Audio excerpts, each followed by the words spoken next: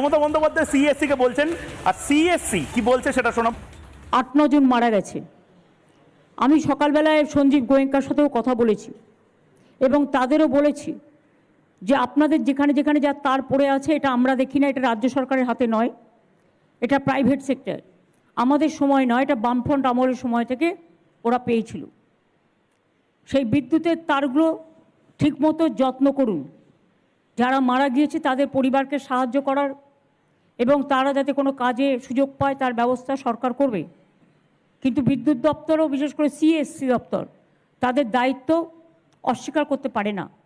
তাদেরও 5 লক্ষ টাকা করে কম্পেনসেশন মিনিমামে ফ্যামিলিগুলোকে দেওয়া উচিত। অফিসিয়ালি এই মুহূর্তে প্রেস বিবৃতি এসেছে, সিএসসি একটি মারাত্মক কথা বলেছে যে বাতিস্তম্ভের দায় বিদ্যুৎ সংস্থা সিএসসি নয়, সেটা রাজ্য সরকারের। সিএসসি শুধুমাত্র বিদ্যুৎ প্রদান করে।